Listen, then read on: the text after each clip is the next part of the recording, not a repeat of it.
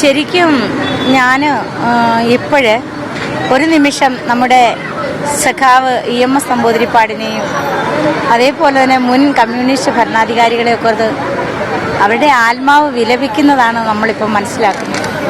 അന്ന് സ്വന്തം ശമ്പളം പോലും, അന്ന് വരൾച്ച അനുഭവപ്പെടുന്ന സമയത്ത് കാർഷിക വൃത്തിക്കായി കഷ്ടപ്പെടുന്ന ആ വേളയിൽ സ്വന്തം ശമ്പളമാണ് EMS നമ്പൂതിരിപ്പാട് തൊഴിലാളികൾക്ക് കൊടുത്തത്. പിന്നീട് അദ്ദേഹം വളരെ നാൾ ശമ്പളം വാങ്ങാതെയാണ് ആ മന്ത്രിസഭ ഓരോ പ്രാവശ്യവും കഴിഞ്ഞുകൂടിയത്. അങ്ങനെ നമ്മുടെ കമ്മ്യൂണിസ്റ്റ് പ്രസ്ഥാനം വളർത്തിക്കൊണ്ടുവന്ന് നമ്മുടെ കമ്മ്യൂണിസ്റ്റ് അധികാരികൾ അന്ന് ജനങ്ങൾക്ക് വേണ്ടി ജീവിച്ചവരാണ്. ഇന്ന് ആർക്ക് വേണ്ടിയാണ് ഇവർ മത്സരിക്കുന്നത്? ഈ വിജയരാഘവൻ എന്ന് പറയുന്ന കമ്മ്യൂണിസ്റ്റ്, നമുക്കറിയില്ല അദ്ദേഹം കമ്മ്യൂണിസ്റ്റുകാരനാണോ. ഒരിക്കലും ഒരു കമ്മ്യൂണിസ്റ്റുകാരുടെ വായിൽ നിന്നും അങ്ങനെയുള്ള വാക്കുകൾ ഉണ്ടാകത്തില്ല.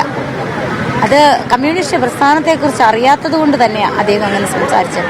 അദ്ദേഹം മറ്റെന്തൊക്കെയോ ആണ്, അതുകൊണ്ടാണ് അങ്ങനെ സംസാരിക്കുന്നത്.